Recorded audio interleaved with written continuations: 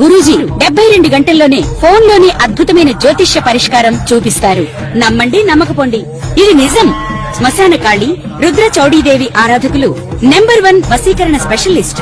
గురూజీ మనిషి పుట్టుక నుండి చనిపోయే వరకు వచ్చే అన్ని క్లిష్టమైన సమస్యలకు పరిష్కారం ఇక్కడ లభిస్తుంది. విద్య, ఉద్యోగం, వ్యవహారం, స్త్రీ ప్రేమ, పెళ్లి, సంతానం, స్త్రీ పురుష వశీకరణం, భూవశం, భార్యాభర్తల కలహాలు, కోర్టు సమస్యలు, విడాకుల సమస్యలు, చేతబడి, అప్పుల బాధ, ఇంకా మీకు ఎలాంటి సమస్యలు ఉన్నా 72 గంటల్లోనే శాశ్వత పరిష్కారం చేయబడును.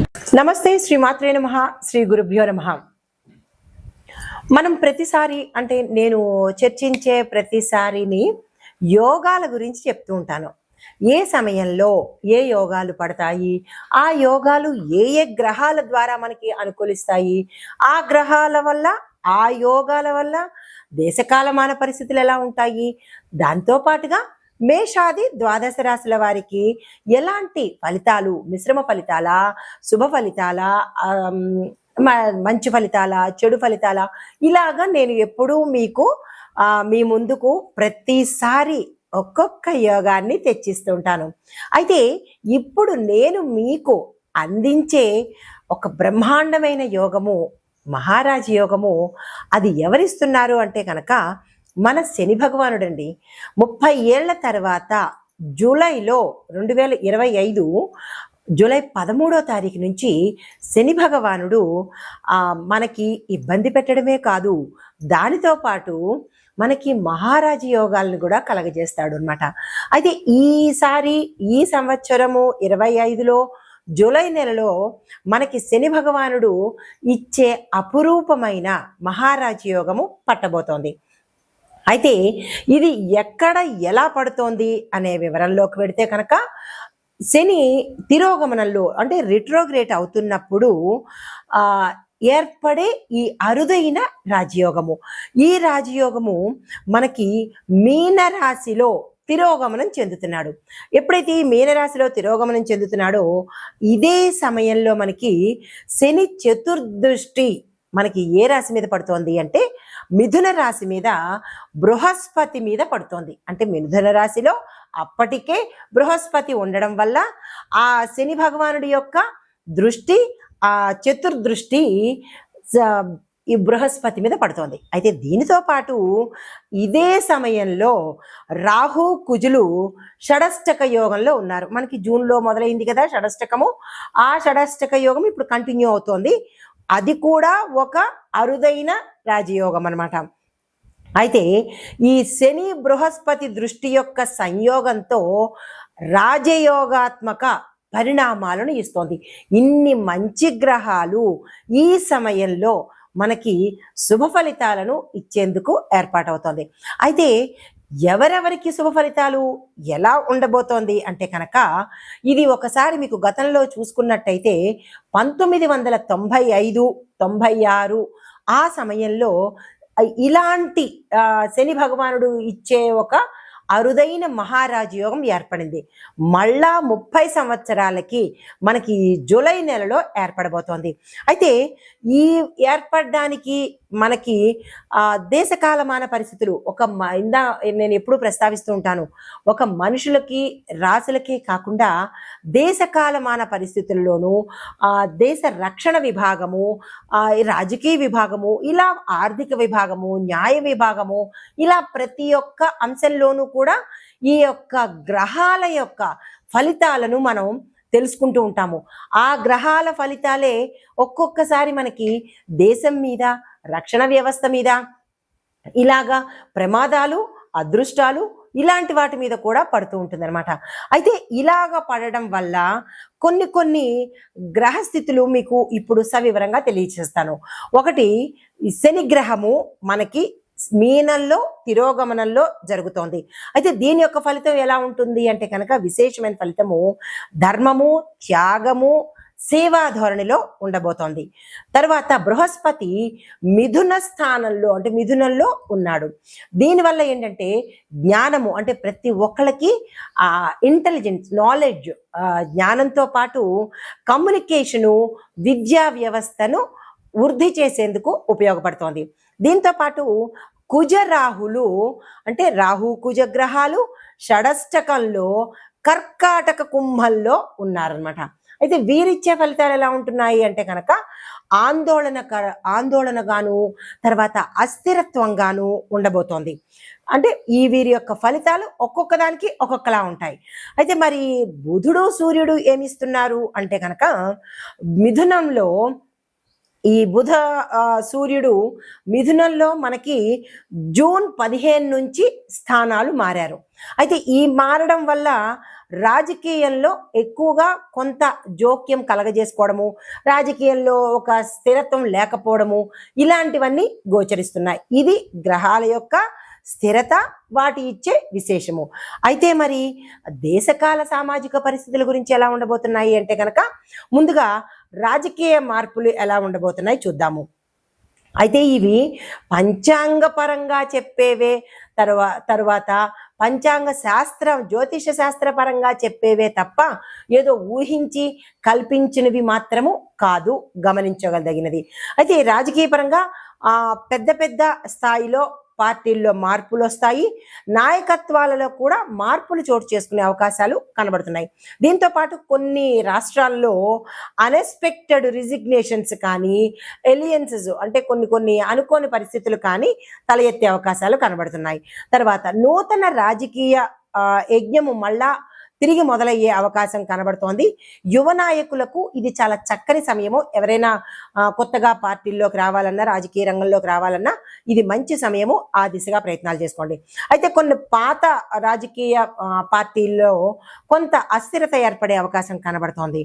అయితే ఇంకా ఆర్థిక రంగం చూసినట్టయితే ఎలా ఉంటుందంటే దేశ ధన మూలకంగా కొంచెము మెరుగుదల కనబడుతోంది. ముఖ్యంగా రిటైల్ రంగంలోను, రియల్ ఎస్టేట్ రంగంలోను, ఇన్ఫ్రాస్ట్రక్చర్ రంగాలలో కొంత మార్పులు జరగబోతున్నాయి. తర్వాత bit coin, crypto, digital currency విషయాలలో గట్టి నిర్ణయాలు, విధానాలు అమలుపరిచేటట్టుగా గోచరిస్తోంది. అయితే రూపాయి విలువ స్థిరంగా ఉంటే సరిపోతుంది. విదేశ పెట్టుబడులకు ఆకర్షితం అయ్యేటట్టుగా మనకి రూపాయి విలువ ఉండబోతోంది. అయితే చమురు ధరలు, ఇంకొక అంశం ఏంటంటే చమురు ధరలు తగ్గినప్పటికీ లోకల్గా ట్యాక్స్ విషయాలలో ప్రజల మీద భారం పడే అవకాశం కనబడుతోంది. ఇది ఆర్థిక పరంగా. అయితే మరి న్యాయ వ్యవస్థ పరంగా చూసుకున్నట్టయితే ఎలా ఉండబోతోంది అంటే కనుక కొన్ని పెండింగ్ రాజకీయ కేసులు వేగవంతంగా ముందుకు నడిచేటట్టుగా గోచరిస్తోంది. అత్యున్నత న్యాయస్థానాలలో ముఖ్యమైన తీర్పులు వెలువడే అవకాశాలు కూడా కనబడుతున్నాయి. అయితే న్యాయ రంగంలో డిజిటలైజేషన్ కూడా అయ్యేందుకు అవకాశాలు గోచరిస్తున్నాయి. ఇక రక్షణ విభాగానికి చూసుకున్నట్టయితే కనుక సరిహద్దు పరిస్థితులు కొంత పటిష్టంగా ఉండేటట్టుగా చర్యలు తీసుకోబోతున్నారు. తర్వాత అణు సామర్థ్యము, యుద్ధ డ్రోన్ల అభివృద్ధికి బలమైన చర్యలు తీసుకోవడము, టెక్నాలజీని ఇంప్రూవ్ చేయడము, ఇలాంటివన్నీ జరగబోతాయన్నమాట. అయితే రక్షణ రంగంలో చూసుకున్నట్టయితే కొత్త ఒప్పందాలు కుదరడము, మరీ ముఖ్యంగా రష్యా, ఫ్రాన్స్, ఇజ్రాయెల్ వంటి దేశాలతో కొన్ని ఒప్పందాలు జరిపించుకునేటట్టుగా గోచరిస్తోంది. అయితే వ్యవసాయ రంగం, గ్రామీణాభివృద్ధి చూసుకున్నట్టయితే వ్యవసాయ రంగానికి కొంచెం వర్షాభావము, అంటే వర్షాలు చాలా అనుకూలంగా ఉండడము, రైతులకు ఊరట కలగడము, మంచి పంటలు పండే అవకాశాలు కనబడుతున్నాయి. దీంతో పాటు రైతు సమస్యల మీద ప్రభుత్వము వాస్తవంగా వాళ్ళ ప్రాబ్లమ్స్ ఏంటి అనేది చర్యలు తీసుకునేందుకు అవకాశాలు కనబడుతున్నాయి. అయితే సబ్సిడీలు, ఇంక్రిమెంట్లు, క్రెడిట్ స్కీములు మరికొంత సమర్థవంతంగా ప్రజల్లోకి తీసుకెళ్లేందుకు దోహదపడుతుంది. తర్వాత సామాజిక పరంగా చూసుకున్నట్టయితే చట్ట శాసనాలు అంటే చట్టానికి కొంత వ్యతిరేక దిశగా వెళ్ళడమో, కొంత ఉద్రిక్తత అవ్వడమో, ప్రజలకు ఇష్టం లేకపోవడమో, ఇలాంటి చర్యలు సామాజిక పరంగా జరిగేందుకు అవకాశాలు కనబడుతున్నాయి. అయితే దీంతో పాటు దేశభక్తి యువతలో కూడా పెరిగే అవకాశాలు కనబడుతున్నాయి. అయితే దీనితో లక్కీ రాశులు, అంటే ఈ శని యొక్క మహారాజయోగంలో ఏ రాశులకు మనకి అభివృద్ధి కనబడుతోంది అంటే కనుక వృషభ రాశి వారికి, తరువాత కర్కాటక రాశి వారికి, కన్య, ధనస్సు, కుంభ, ఈ 5 రాశుల వాళ్ళకి విశేషమైన ఫలితాలు ఇస్తున్నాయి. అయితే ముందుగా వృషభ రాశి వారికి ఎలాంటి అంశము అంటే కనుక ధనము విపరీతంగా రావడము, ఆకస్మిక ధనము, ధనానికి సంబంధించినటువంటి వృద్ధి కనబడుతోంది. స్థిర చరాస్తులు కూడా వీళ్ళు వృద్ధి చేసుకుంటారు. తరువాత కర్కాటక రాశి వారికి ఏ అంశంలో అంటే అన్ని రాశుల వాళ్ళకి ఒకే అంశంలో ఉండదు. ఒక్కొక్క రాశి వారికి ఒక్కొక్క స్థానాన్ని బట్టి ఆ స్థానాల యొక్క అభివృద్ధి గోచరిస్తుంది. ఇప్పుడు కర్కాటక రాశి వారికి చూసుకున్నట్టయితే ఈ రాశిలో ఉండే వారికి రాజకీయ పరంగా మంచిగా జరిగే అవకాశం ఉంది. ఆధ్యాత్మిక పరంగా అభివృద్ధి కనబడుతోంది. అయితే కన్యా రాశి వారికి చూసుకున్నట్టయితే ఉద్యోగస్తులకు మంచి మంచి అభివృద్ధి కనబడము, ఉద్యోగంలో ఉండే వారికి విశేషమైన ఫలితాలు కనబడుతున్నాయి. బుద్ధి వికాసము అంటే వీళ్ళు మరింత స్మార్ట్గా వర్క్ చేసేందుకు కనబడుతోంది. ధనుసు రాశి వాళ్ళకి చూసుకున్నట్టయితే ఈ ధనుసు రాశిలో ఉద్యోగస్తులు వ్యాపారస్తులు ఉన్నట్టయితే కనుక వాళ్ళకి మంచి లాభాలు వచ్చే అవకాశము, పెట్టుబడుల మీద ధనం వచ్చే అవకాశము కనబడుతోంది. దీంతో పాటుగా విదేశాలు వెళ్ళి అక్కడ స్థిరపడ్డమో లేదా విదేశాలు వెళ్ళడానికి సంబంధించినటువంటి ప్రయత్నాలు ఫలించే అవకాశాలు కనబడుతున్నాయి. తర్వాత కుంభరాశి వాళ్ళకి చూసుకున్నట్టయితే కనుక టెక్నికల్ పరంగాను, టెక్నాలజీ పరంగాను, తర్వాత కొత్త కొత్తవి ఏవైనా వీళ్ళు ఆవిష్కరించాలంటే ఇన్నోవేటివ్గా ఉండాలన్నా, ఎంటర్‌ప్రీనర్‌లో ఉండాలన్నా, స్టార్టప్ కంపెనీలు స్టార్ట్ చేసుకోవాలన్నా, వ్యాపార పరంగాను ఇలా ఈ రాశిలో ఉండే వారికి ఈ పరంగా కలిసి వచ్చే అవకాశాలు కనబడుతోంది. అయితే ఓవరాల్గా ఈ 5 రాశుల వారికి విశేషమైన ఫలితాలు ఇవ్వబోతున్నాడు మన శని మహారాజు. అయితే జాగ్రత్తగా ఉండవలసిన రాశులు ఏంటంటే మేషము, మిథునము, తుల, మీనము. ఈ 4 రాశుల వాళ్ళు చాలా చాలా చాలా జాగ్రత్తగా ఉండాలి. అయితే ఏ అంశంలో జాగ్రత్తగా ఉండాలనేది కూడా ఇక్కడ మీకు వివరిస్తాను. గోచార రీత్యా మీరు జాగ్రత్తలు తప్పనిసరిగా తీసుకోండి. మేషరాశి వారికి కుటుంబాల్లో సమస్యలు ఎక్కువగా వచ్చే అవకాశాలు కనబడుతున్నాయి. దానికి సంబంధించిన జాగ్రత్తలు తీసుకోండి. ఆర్థికంగా మీరు చాలా డిస్టర్బ్ అయ్యే అవకాశం కనబడుతోంది. అంటే ఆర్థిక ఒత్తిడులు మీ మీద రుణపరంగా కావచ్చు లేదా అప్పుల పరంగా కావచ్చు, ఏదైనా కానీ ఆర్థిక పరంగా మీకు చాలా స్ట్రెస్ ఎక్కువ అవుతుంది, ముందుగానే తెలుస్తోంది కాబట్టి జాగ్రత్తలు తీసుకోండి. మిథున రాశి వారికి మానసికంగా విపరీతమైన ఒత్తిడి ఎదుర్కొనే అవకాశం, స్ట్రెస్ తీసుకుంటారు. అది కుటుంబ పరంగా కావచ్చు, ఉద్యోగ పరంగా కావచ్చు. ఈ రాశిలో ఉండే ప్రతి ఒక్కరికి, విద్యార్థులకు, రాజకీయ నాయకులకు, తరువాత వ్యాపారస్తులకు, ఉద్యోగస్తులకు, ఇలా ప్రతి ఒక్కళ్ళకి, స్త్రీలు పురుషులకు కూడా మానసిక ఒత్తిడి అనేది తప్పదు. దీంతో పాటు డబ్బు వ్యవహారాలు ఏదైనా మీరు చెయ్యాలి అని అనుకుంటే చాలా చాలా జాగ్రత్తలు తీసుకోండి. ఎందుకంటే ధన నష్టము, చోర భయము ఎక్కువగా కనబడుతున్నాయి. స్కాముల్లో ఇరుక్కోవడం కానీ, అంటే ఇప్పుడు ఇంటర్నెట్లో చేస్తూ ఉంటారు కదా ఫోన్పేలు, జీపేలు, వాటిల్లో మీరు మోసపోవడము, ఆన్లైన్ స్కాములు జరగడము, ఇలాగ ఏదో ఒక ద్వారా మీరు ధనాన్ని నష్టపోయే అవకాశం కనబడుతోంది. ధనపరంగా జాగ్రత్తలు తీసుకోండి. అయితే ఈ తులారాశి వాళ్ళకి చూసుకున్నట్టయితే వైద్యపరమైన ఖర్చులు మీరు చాలా ఎదుర్కోవాల్సిన అవసరం అవుతుంది. ఆపరేషన్స్ రీత్యా కావచ్చు, ప్రమాదాల రీత్యా కావచ్చు, లేదా అనారోగ్య రీత్యా కావచ్చు, మీరు ఎక్కువగా డాక్టర్కి సంబంధించి, హాస్పిటల్కి సంబంధించి, మందులకు సంబంధించి ఎక్కువగా ధనాన్ని వెచ్చించవలసిన పరిస్థితి. భావోద్వేగాలు మీరు చాలా నియంత్రించుకోవాలి. ఈ సమయంలో అస్సలు బాగాలేదు. ఉద్రేకాలకు కానీ, కోపాలకు కానీ, ఆవేశాలకు కానీ ఇలాంటి వాటికి వెళ్ళే ప్రయత్నం చేయకండి.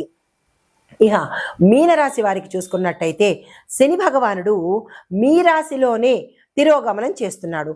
ఎప్పుడైతే మీ రాశిలోనే తిరోగమనం చేస్తున్నాడు అంటే కనుక మీరు విమర్శలకు గురయ్యే అవకాశం కనబడుతోంది.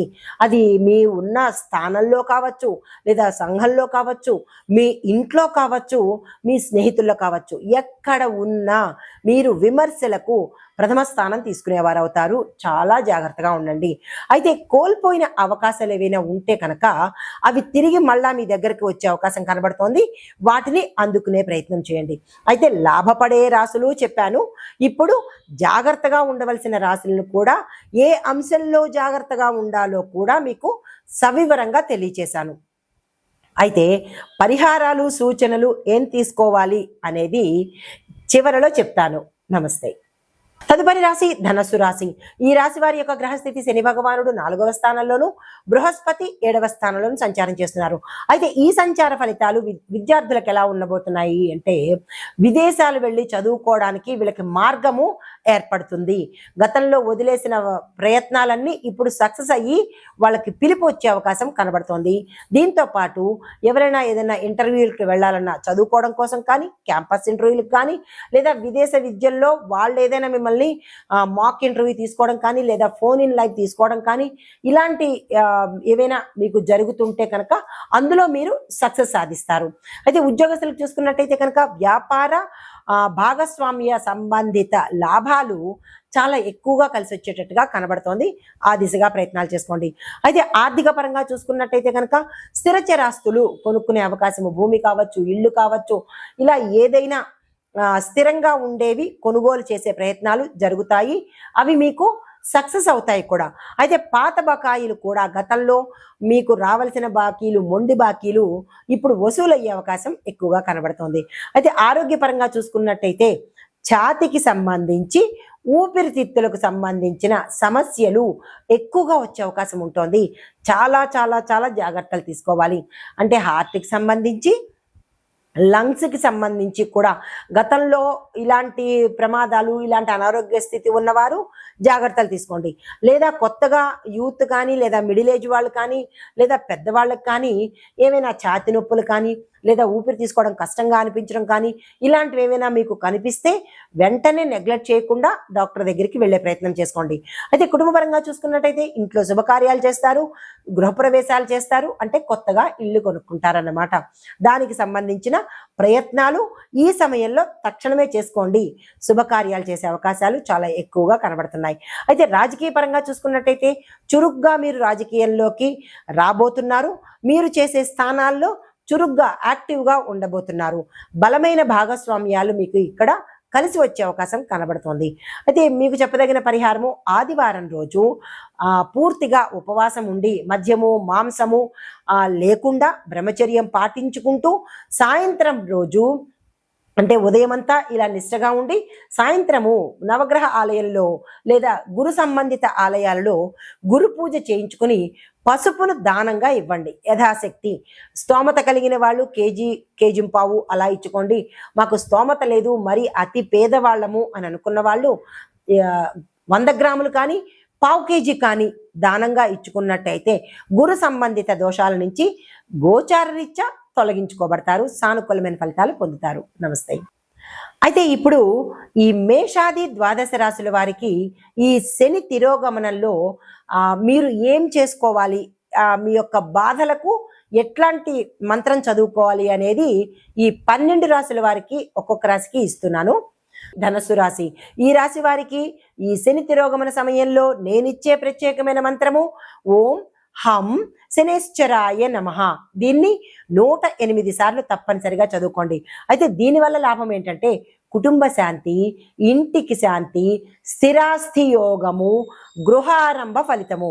ఇందాక చెప్పినట్టుగా గృహాలు కొనుక్కునే అవకాశం ఉంది కదా, దానికి మరింత ఎక్కువగా అవకాశాలు రావడానికి ఇవి గోచార రీత్యా మంత్రము. తప్పనిసరిగా 108 సార్లు చదువుకోండి. ఇప్పుడు జప విధానము. ఇందాక నేను మంత్రాలు చెప్పాను కదా, ఆ మంత్రాలు ఎలా చదవాలి అనేది కూడా చెప్తాను. సంతృప్తికరంగా మీరు చదువుకునే ప్రయత్నం చేసుకోండి.